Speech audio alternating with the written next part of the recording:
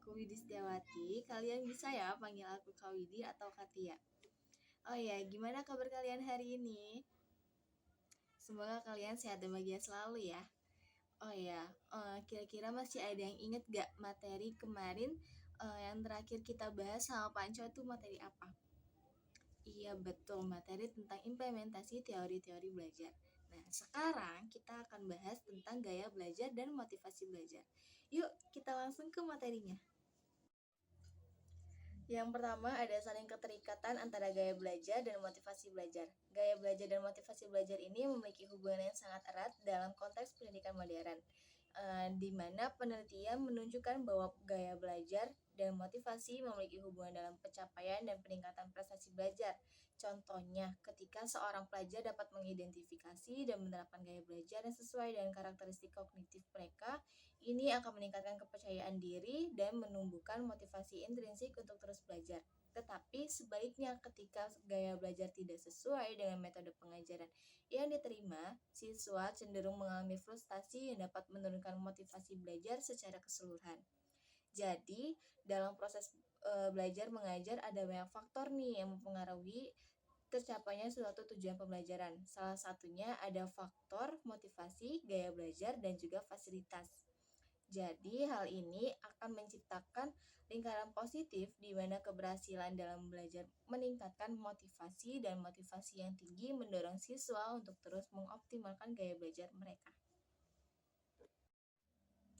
Gaya belajar merupakan salah satu yang dimiliki oleh setiap individu dalam menyerap, mengatur, dan mengolah informasi yang diterima. Nah, gaya belajar yang sesuai adalah kunci keberhasilan siswa dalam belajar. Jadi, setiap siswa itu pasti punya gaya belajar sendiri yang khas kayak tanda tangan. Nah, siswa yang memahami modalitas belajarnya sendiri ini akan memperoleh manfaat dalam pembelajaran karena dia akan merasa bisa dalam belajar yang cocok bagi dirinya. Oleh karena itu, dalam kegiatan belajar, siswa harus dibantu dan diarahkan untuk mengenali gaya belajar yang sesuai dengan dirinya sendiri agar hasil belajar bisa maksimal. Macam-macam gaya belajar ini terbagi menjadi 6. Yang pertama ada gaya belajar FAK, gaya belajar MTBI, tipe belajar menurut Kolb, gaya belajar model HBDI, gaya belajar Felder-Silverman, dan tipe belajar learning styles online. Yang pertama ada gaya belajar FAK atau visual, auditory, dan kinestik. Nah, gaya belajar ini adalah gaya belajar pokok di antara gaya belajar lainnya. Antara lain ada gaya belajar visual, gaya belajar audio, dan gaya belajar kinestik. Selanjutnya ada gaya belajar MTBI yang mengaitkan tipe kepribadian dengan gaya belajar yang sesuai dengan siswa itu sendiri. Dan ini menghasilkan 16 tipe kepribadian dengan preferensi belajar berbeda. Berdasarkan tipe kepribadian dengan 4 dimensi ada extrovert atau introvert, sensing atau intuition, thinking atau feeling, judging, dan atau perceiving. Dan MBTI ini mengaitkan tipe kepribadian dengan gaya belajar yang sesuai dengan siswa itu sendiri. Jadi setiap tipe memiliki preferensi kognitif yang berbeda dalam memproses informasi. Contoh pelajarannya ada di matematika. Misalkan seorang siswa ini menyukai konsep teoritis dan sistem yang kompleks. Atau ada juga di mata pelajaran seni atau drama yang belajar melalui interaksi sosial dan pengalaman langsung, dan juga ada di mata pelajaran bahasa yang belajar melalui diskusi kreatif dan brainstorming. Selanjutnya ada gaya belajar model HBDI. Nah, model HBDI ini membagi cara berpikir menjadi 4 kuadran berdasarkan teori whole brain thinking. Yang pertama itu ada analitis, logis, faktual, kuantitatif. Contohnya ada di mata pelajaran matematika, yaitu fokus pada rumus dan perhitungan logis. Yang kedua itu ada sekuensial, yang terorganisir, berurutan dan terencana. Misalkan di contoh mata pelajaran akuntansi, pembelajaran step by step yang terstruktur. Yang ketiga ada interpersonal, ada emosional, komunikatif, dan spiritual. Yaitu contoh di mata pelajaran bimbingan dan konseling, yaitu belajar melalui empati dan diskusi. Yang keempat ada imajinatif, visual, holistik, dan kreatif. Yaitu di contohnya di mata pelajaran seni rupa. bisa juga mengeksplorasi kreatif dan visualisasi. Selanjutnya ini ada tipe belajar learning styles online. Ini adalah platform atau sistem yang mengintegrasikan berbagai teori gaya belajar dalam format digital. Biasanya menggunakan kombinasi model FAK, Cold, dan Honeymoon-Ford. Platform digital yang menggunakan berbagai model gaya belajar menggabungkan asesmen online dengan rekomendasi pembelajaran personal. Contohnya, yang pertama ada asesmen digital, itu pengisian kuesioner online untuk identifikasi gaya belajar. Yang kedua ada personalisasi, yaitu rekomendasi konten sesuai hasil asesmen. Yang ketiga ada tracking atau monitoring progres dan adaptasi pembelajaran. Yang keempat ada multimodal atau integrasi berbagai format konten.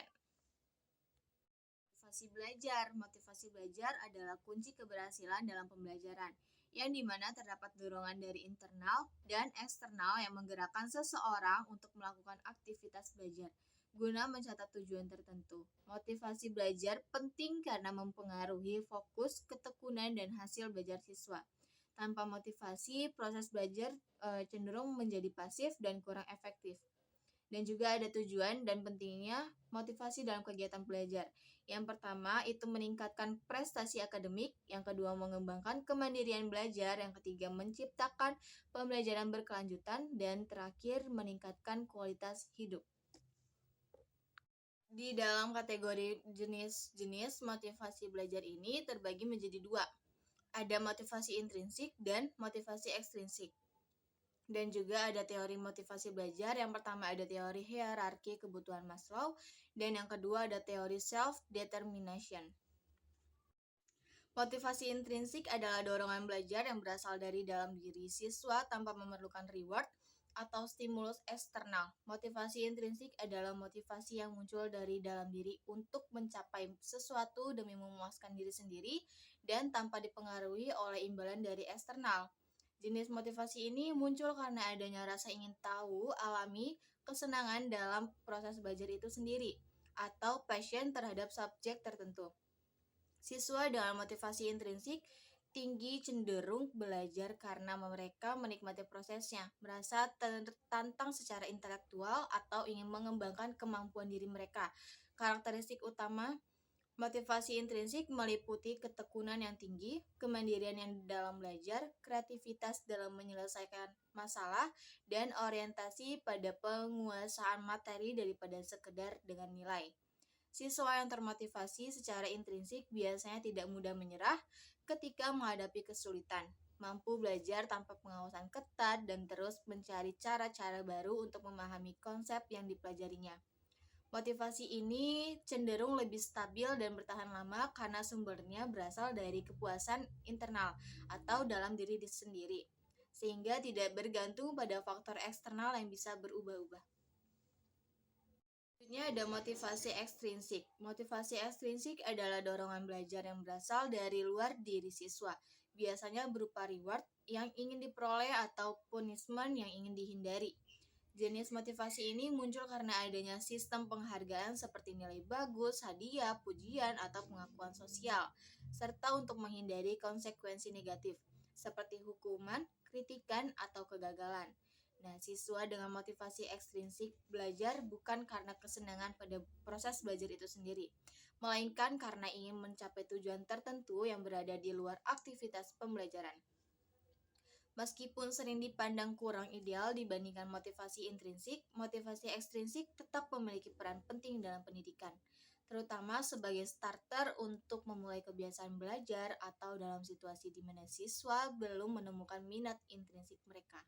Namun, ketergantungan berlebihan pada motivasi ini dapat menimbulkan masalah seperti menurunnya semangat belajar ketika reward tidak tersedia atau orientasi yang terlalu berfokus pada hasil daripada proses, dan potensi merusak motivasi intrinsik yang sudah ada. Oleh karena itu, pendidik perlu menggunakan motivasi ekstrinsik secara bijak dan bertahap mengarahkan mahasiswa untuk mengembangkan motivasi intrinsik yang lebih berkelanjutan. Selanjutnya ada teori hierarki kebutuhan Maslow. Nah, teori ini dikembangkan oleh Abraham Maslow yang menyatakan bahwa manusia termotivasi oleh 5 tingkatan kebutuhan yang tersusun secara hierarkis, mulai dari yang paling dasar hingga yang paling kompleks. Urutannya yaitu ada kebutuhan fisiologis, yaitu makan dan tidur. Yang kedua ada keamanan, rasa aman dan perlindungan. Yang ketiga sosial, rasa kasih sayang atau dari hubungan sosial. Yang keempat ada penghargaan atau harga diri dan prestasi. Dan yang terakhir ada aktualisasi diri, yang mengembangkan potensi menjadi versi terbaik dari diri sendiri. Kebutuhan tingkat bawah harus terpenuhi terlebih dahulu sebelum individu dapat berfokus pada kebutuhan tingkat atas. Dalam konteks pendidikan atau kerja, teori ini menjelaskan mengapa seseorang belum bisa mencapai prestasi tinggi jika kebutuhan dasarnya belum terpenuhi, seperti rasa aman atau diterima secara sosial. Misalnya, seorang siswa sulit fokus belajar jika ia lapar atau mengalami perundungan, dan oleh karena itu, menciptakan lingkungan yang mendukung secara fisik dan emosional sangat penting untuk memotivasi pertumbuhan dan pencapaian. Teori self-determination. Teori ini berfokus pada motivasi internal dan menyatakan bahwa manusia memiliki 3 kebutuhan psikologis dasar yang harus dipenuhi agar dapat berkembang secara optimal. Yang pertama itu ada autonomi, yaitu kebebasan memilih dan mengontrol. Yang kedua ada kompetensi, yaitu merasa mampu dan efektif. Yang terakhir ada keterhubungan, yaitu rasa memiliki dan dihargai dalam hubungan sosial. Ketika ketiga kebutuhan ini terpenuhi, individu akan terdorong secara intrinsik untuk melakukan sesuatu karena menyukai atau merasa tertarik, bukan karena dari tekanan luar. Selanjutnya, dalam praktiknya ini, teori ini sangat berguna di dunia pendidikan dan organisasi. Guru atau manajer yang memberikan kesempatan kepada siswa atau karyawan untuk memilih tugas atau yang disebut autonomi dapat memberikan tantangan yang sesuai dengan kompetensi mereka sendiri, serta menciptakan hubungan positif atau keterhubungan akan lebih mungkin membangun motivasi jangka panjang. Misalnya, siswa yang memilih topik proyeknya sendiri dan merasa dihargai oleh guru akan lebih bersemangat menyelesaikan tugas tersebut. Kesimpulan dari materi hari ini yaitu gaya belajar dan motivasi merupakan 2 faktor penting yang saling mendukung dalam proses belajar. Setiap individu memiliki gaya belajar yang berbeda, baik menurut MBTI, Kolb, HBDI, Felder Silverman maupun Learning Styles Online, yang mempengaruhi cara mereka menerima dan mengolah informasi. Pemahaman terhadap gaya belajar membantu pendidik menyusun metode pembelajaran yang lebih efektif dan personal. Di sisi lain, motivasi adalah dorongan yang menentukan seberapa kuat keinginan seseorang untuk belajar. Teori seperti hierarki kebutuhan Maslow dan self-determination menunjukkan bahwa pemenuhan kebutuhan dasar serta dukungan terhadap otonomi, kompetensi, dan keterhubungan sangat penting untuk mendorong motivasi intrinsik. Dengan menggabungkan pendekatan gaya belajar dan pemenuhan motivasi, proses pembelajaran dapat menjadi lebih menyenangkan, bermakna, dan berdampak jangka panjang. Baik, cukup sekian materi hari ini. Semoga bermanfaat dan mudah untuk dipahami, dan mohon maaf bila ada salah kata. Saya akhiri sampai di sini. Wassalamualaikum warahmatullahi wabarakatuh.